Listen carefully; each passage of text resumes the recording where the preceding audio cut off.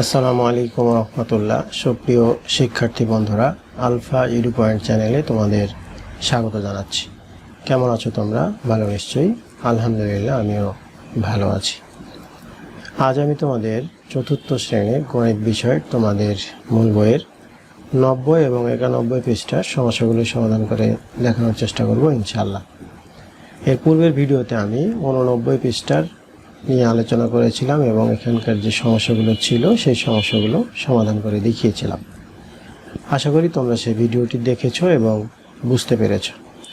আর যারা নতুন তারা আমার চ্যানেল থেকে পূর্বের ভিডিওগুলো দেখে আসতে পারো, তাহলে তোমাদের জন্য বুঝতে সুবিধা হবে।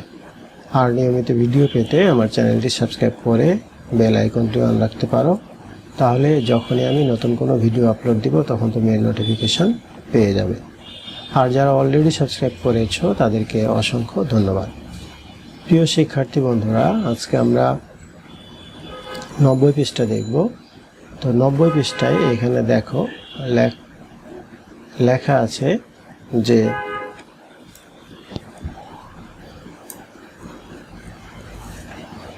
8.4-এ দেখো লেখা আছে সমতুল ভগ্নাংশ। এখানে বলা হচ্ছে চলো সমতুল ভগ্নাংশ খুঁজে বের করি এবং এর সম্পর্কে ধারণা লাভ করি। অর্থাৎ সমতুল ভগ্নাংশ কোনটা বা কোনগুলো, সেই ভগ্নাংশটা আমরা খুঁজে বের করব বা বুঝবো এটা আসলে কোনটা। তোমরা সমান একটা শব্দ শুনে থাকবে হয়তো।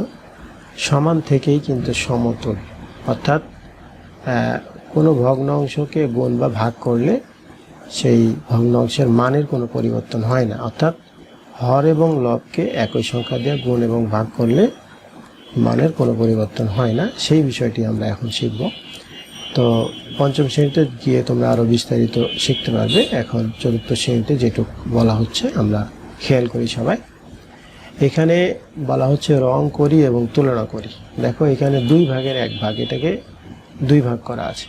তো আমি যদি এই 2 ভাগের 1 ভাগকে যদি আমি রং করি, তো 2 ভাগের 1 ভাগকে রং করলে আমি মনে করো এটুককে রং করলাম, এটুককে রং করলাম, এটুককে রং করলাম। আমি মাউস দিয়ে করার কারণে একটু বাইরে চলে যাচ্ছে। তোমরা যখন করবে তখন পেন্সিল দিয়ে করবে বা রং পেন্সিল দিয়ে করলে তোমাদেরটা বাইরে যাবে না ইনশাআল্লাহ। এরপরেরটা দেখো 4 ভাগের 2 ভাগ। এই যে এখান থেকে এই পর্যন্ত যেটা ছিল একই সমান, কিন্তু এটা আমরা ফিতা কল্পনা করতে পারি, লাঠি কল্পনা করতে পারি, রুটি কল্পনা করতে পারি, যাই করি এইটাই কিন্তু সমান, প্রত্যেকটাই কিন্তু সমান। এখন এটাকে প্রথমে করা হলো 2 ভাগ। 2 ভাগ করলে 2 ভাগের 1 ভাগকে রং করলাম। এরপর এটাকে করা হলো 4 ভাগ। 4 ভাগের 2 ভাগকে রং করতে বলা হচ্ছে, তাহলে আমি এই 2 ভাগকে রং করলাম, এই 2 ভাগকে আমি রং করলাম। আচ্ছা, প্রথমে দেখো এখানে 2 ভাগের 1 ভাগ যতটুকু রং করছি আর এইখানে 4 ভাগের 2 ভাগ যতটুকু রং করছি একই কিন্তু সমান। এরপরে আসো 6 ভাগের 3 ভাগ, এটাকে আবার 6 ভাগ করা হয়েছে। 6 ভাগের আমি এখন এই 3 ভাগ রং করব, 6 ভাগের এই 3 ভাগ। তো 6 ভাগের 3 ভাগ রং করলে, 6 ভাগের 3 ভাগ যদি রং করি তাহলেও কি এটা সমানই হচ্ছে। এরপরে চলে আসো, এটাকে 8 ভাগ করা হয়েছে, তাহলে 8 ভাগের 4 ভাগ রং করতে বলছে। তাহলে 8 ভাগের 4 ভাগকে যদি রং করি তাহলে এটুকু হবে। 8 ভাগের 4 ভাগকে রং করলে এটুকু হবে, অর্থাৎ প্রত্যেকটাই কিন্তু সমান হচ্ছে। এরপরে 10 ভাগের 5 ভাগ, তাহলে এটাকে 10 ভাগ করা হয়েছে, 10 ভাগের 5 ভাগ, 10 ভাগের 5 ভাগকে রং করলাম। মূলত আমাদের এখানে কি দাঁড়াচ্ছে যে আমরা 2 ভাগের 1 ভাগ রং করলেও যা, 4 ভাগের 2 ভাগ রং করলেও তাই, 6 ভাগের 3 ভাগ করলেও তাই, 8 ভাগের 4 ভাগ করলেও, 10 ভাগের 5 ভাগ করলেও, অর্থাৎ এগুলো মানের কোনো পরিবর্তন হচ্ছে না, একই সমান। কিন্তু এই যে এখান থেকে দেখো এটা কিন্তু সবগুলো একই সমান, এই সবগুলো একই সমান, কিন্তু এই সবগুলো একই সমান। অর্থাৎ আমরা যে ভগ্নাংশগুলো তুলনা করলাম, দেখো 2 ভাগের 1 ভাগ, এটাকে কত দিয়ে গুণ করা হয়েছে? 2 দিয়ে। 2 অর্থাৎ 1 বাদ দিয়ে বাকি সংখ্যাগুলো দিয়ে গুণ করলে আমরা পরস্পর মানে দুইটা দ্বিতীয় তৃতীয় চতুর্থ এইভাবে আমরা এই সমতল ভগ্নাংশ পাবো। অর্থাৎ এইটার সমতল ভগ্নাংশ এইটা, এইটা, এইটা, এইটা, এই প্রত্যেকটাই সমতল বলা হচ্ছে যে ভগ্নাংশের কোনো মানের পরিবর্তন হয় না, অর্থাৎ সবগুলো ভগ্নাংশের মান একই সমান। অর্থাৎ দেখো আমরা রং করলাম যে এখান থেকে আমরা বুঝতে পারলাম। আচ্ছা, এরপরে এখানে নিচের দিকে দেখো যেটা বলা হচ্ছে যে 2-এর 1, 4-এর 2, 6-এর 3, 8-এর 4, 10-এর 5, এগুলো সব সমতল ভগ্নাংশ, যেটা আমরা এখানে আলোচনা করলাম। তো এখন এই যে তাহলে বুঝলাম কি সমতল ভগ্নাংশটা হলো যেই ভগ্নাংশ আছে সেই ভগ্নাংশটাকে 1 বাদ দিয়ে অন্য সংখ্যা অর্থাৎ 1-এর পরে 2, 3, 4, 5 দিয়ে গুণ করলে অর্থাৎ হর এবং লবকে কিন্তু গুণ করতে হবে একই সংখ্যা দিয়ে গুণ করে যে ভগ্নাংশটা পাওয়া যাবে ওই ভগ্নাংশটার সমতল ভগ্নাংশ হলো এইগুলো। আচ্ছা, এখন এইখানে 90 পৃষ্ঠা 1 নম্বরে বলা হচ্ছে যে পরের পৃষ্ঠায় সংখ্যা রেখা ব্যবহার করে সমতল ভগ্নাংশ খুঁজে বের করো এবং সমান চিহ্ন দ্বারা চিহ্নিত করো। এখানে বলা হচ্ছে যে কোনো ভগ্নাংশের অনেকগুলো সমতল ভগ্নাংশ রয়েছে। আচ্ছা, এখানে 3-এর 1 এর সমতল ভগ্নাংশ বের করতে বলছে, 3-এর 2 এর সমতল ভগ্নাংশ বের করতে বলছে, আর সমতল ভগ্নাংশের অন্যান্য উদাহরণগুলো খুঁজে বের করতে বলছে। এই তিনটে কিন্তু প্রশ্ন এখানে 90 পৃষ্ঠায়। তাহলে পরবর্তী পৃষ্ঠায় যেহেতু বলছে তাহলে আমরা 91 পৃষ্ঠায় চলে যাই। 91 পৃষ্ঠায় এসে দেখো এখানে আমরা যেটা শিখলাম 90 পৃষ্ঠায়, সেটা হলো কোনো সংখ্যাকে কোনো ভগ্নাংশকে 1 বাদ দিয়ে এর পরের সংখ্যা অর্থাৎ 2 দিয়ে 3 দিয়ে 4 দিয়ে গুণ করে যে ভগ্নাংশগুলো পাওয়া যাচ্ছে সেই ভগ্নাংশগুলোই কিন্তু সমতল ভগ্নাংশ। তা আমরা যদি এখানে দেখি যে এখানে যদি আমরা একটু দেখার চেষ্টা করি যে এখানে দেখো যে এই যে এইখানে এই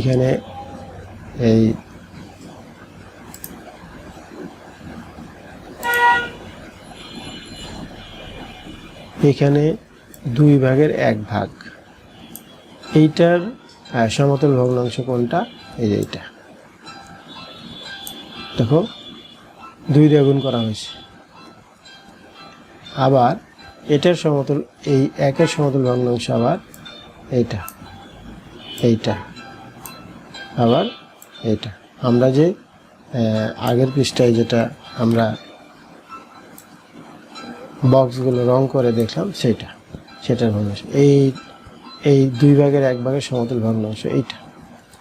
এরপরে এই যে এখানে দেখো 3 ভাগের 2 ভাগ, যেটা আমাদের আগের পৃষ্ঠায় বলা হচ্ছিল 3-এর 2 ভাগ, অর্থাৎ এই 3কে আর 2কে হর এবং লবকে 2 দিয়ে গুণ করা হয়েছে। দেখো এই যে এটা সমতল, তার সমতল হইল এই যে এটা, অর্থাৎ এই যে 2 দুগুণে 4, 3 দুগুণে 6, 3 তিরিকে 9, এইভাবে। এরপরে এই 3-এর এইটার সমতল ভগ্নাংশ এই যে এটা দেখো এটা, অর্থাৎ এই যে 4 ভাগের 3 ভাগ, এটাকে কত দিয়ে গুণ করা হয়েছে? দেখো 2 দিয়ে, 3 দুগুণে 6, 4 দুগুণে 8। এইভাবে আমাদের খুঁজে বের করতে হবে। এখানে দেখো এইটার সমতল ভগ্নাংশ এই যে এটা একটা, এটা একটা, এইভাবে খুঁজে বের করতে হবে। আবার এই যে এইটার সমতল ভগ্নাংশ এটা একটা, আবার এই যে এই 5-এর 1-এর সমতল ভগ্নাংশ এই যে এটা, অর্থাৎ 2-কে 2, 5 দুগুণে 10। এইভাবে খুঁজে খুঁজে বের করতে হবে।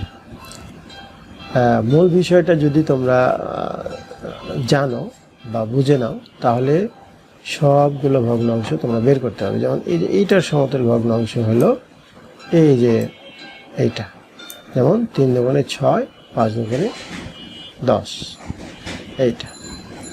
এরপরে এখানে আছে 5-এর 2, এই যে 5-এর 2, অর্থাৎ 2 দুগুণে 4, 5 দুগুণে 10, এটা হলো সমতল ভগ্নাংশ। এইখানে এইভাবে এইভাবে আমরা অনেকগুলো সমতল ভগ্নাংশ এখানে খুঁজে বের করলাম। অর্থাৎ মূল বিষয়টা হলো যে যতগুলো সমতল ভগ্নাংশ আমরা এখানে পেলাম, সবগুলো সমতল ভগ্নাংশই দেখা যাচ্ছে যে ভগ্নাংশটা আছে তার হর এবং লবকে এক ব্যতীত এর পরের যে কোনো সংখ্যা দিয়ে গুণ অথবা ভাগ করে আমরা সমতল ভগ্নাংশটা পাব। তো যাই হোক, এখান থেকে আমরা যেগুলো খুঁজে পেলাম সেগুলো খুঁজে দেখলাম। এরপরে 2 নম্বরে 91 পৃষ্ঠার যে 2 নম্বর, এই 2 নম্বরে বলা হচ্ছে যে সংখ্যা রেখা ব্যবহার করে খালি ঘরগুলোতে সঠিক সংখ্যা বসাই। এখানে সংখ্যা রেখা যেটা ছিল সেখান থেকে এগুলো পূরণ করতে বলা হচ্ছে। তা আমরা এটা খুব সহজেই করতে পারি, সংখ্যা রেখা ছাড়াও করতে পারি বা সংখ্যা রেখা ব্যবহার করেও করতে পারি। সংখ্যা রেখা তো আমরা দেখলাম, এইভাবে আমরা খুঁজে খুঁজে বের করব। আর এখানে আর একটা সহজ বুদ্ধি তোমরা 3য় শ্রেণীতেও এটা শিখেছ। দেখো, আমি এখানে বলছি, সংখ্যা রেখা থেকে কিন্তু বের করা যায়, তারপরও সংখ্যা রেখা থেকে কিন্তু আমরা বের করলাম। তো এখান থেকে আমরা একটু দেখি। এখানে দেখো যে 4 ভাগের 1 ভাগ। তো এই 4কে 1কে কত দিয়ে গুণ করে এখানে 2 পাওয়া গেছে, 2 দিয়ে। তাহলে এই 4কে কি দিয়ে গুণ করবো? 2 দিয়ে গুণ করলে এই, তাহলে 2 1 কে 2, 4 2 8। এখানে 4, এখানে 10, এখানে 5 আছে। দেখো তো এই 10কে কত দিয়ে ভাগ করে 5 পাওয়া গেছে? 2 দিয়ে ভাগ করে। তাহলে এখানে 10কে 2 দিয়ে ভাগ করছি, তাহলে এই 4কে 2 দিয়ে ভাগ করলে এই 2 পাওয়া যাবে। অর্থাৎ এইটার সমতল ভগ্নাংশ এইটা, অথবা এইটার সমতল ভগ্নাংশ এইটা। সমান চিহ্ন দিয়ে এটা বোঝানো যায়।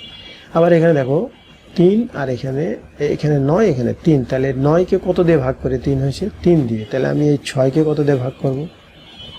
3 দিয়ে ভাগ করব। তাহলে 3 দিয়ে ভাগ করলে কত? 2। অর্থাৎ এই 2কে 3 দিয়ে গুণ করে 6 পাওয়া যায়, আবার 3কে 3 দিয়ে গুণ করে 9 পাওয়া যায়। একই সংখ্যা দিয়ে ভগ্নাংশের হর এবং লবকে গুণ অথবা ভাগ করলে সমতল ভগ্নাংশ পাওয়া যায়। এরপরে এখানে দেখো 3কে কত দিয়ে ভাগ করে, এখানে 6কে কত দিয়ে ভাগ করে 3 পাওয়া গেছে, এখানে 6কে 2 দিয়ে ভাগ করে। তাহলে 8কে কি করব আমরা? 2 দিয়ে ভাগ করব। 2 দিয়ে ভাগ করলে এই 4। তাহলে আমরা যেটা দেখলাম যে এখানে সংখ্যা রেখা ব্যবহার করে খালি ঘর বলতে সঠিক সংখ্যা বসাই, আমরা সংখ্যা রেখা ব্যবহার করেও করতে পারি। আবার এইখানে এই যে কিভাবে আসছে গুণ ভাগ করে সেটাও আমরা করতে পারি। তো এখানে 2 নম্বরের এটাই সমাধান ছিল। এরপরে মানে আমরা পরবর্তী যে পৃষ্ঠা আছে, সমতল ভগ্নাংশ তৈরি করার জন্য কোনো পদ্ধতি রয়েছে কি, বা চলো আমরা পরবর্তী পাঠে এই বিষয়ে শিখি। অর্থাৎ এর পরের যে পৃষ্ঠা, সেই পৃষ্ঠায় আমরা 92 পৃষ্ঠায় দেখব যে সমতল ভগ্নাংশ তৈরি করার ক্ষেত্রে বা সমতল ভগ্নাংশ কিভাবে হয় সেটির ক্ষেত্রে আমরা এর পরে আরও শিখব যে কিভাবে সমতল ভগ্নাংশ তৈরি করা যায়। তো এইখানে সংখ্যা রেখা এবং এই খালি ঘরগুলো আমরা এটা দেখলাম। এই 90 এবং 91 পৃষ্ঠার যে সমস্যাগুলো ছিল সেই সমস্যাগুলোর সমাধান আমি তোমাদের বুঝিয়ে দেওয়ার চেষ্টা করেছি। নিশ্চয়ই তোমরা এই ভিডিওটি দেখেছো এবং বুঝতে পেরেছো। যদি ভিডিওটি ভালো লাগে তাহলে লাইক, কমেন্ট ও বন্ধুদের মাঝে শেয়ার করতে পারো, যেন তোমার মতো অন্যরা উপকৃত হতে পারে। আজ এই পর্যন্তই, কথা হবে পরবর্তী ভিডিওতে। সেই পর্যন্ত মহান আল্লাহ তাআলা আমাদের সকলকে ভালো রাখুন। আল্লাহ হাফেজ। আসসালামু আলাইকুম ওয়া রাহমাতুল্লাহ।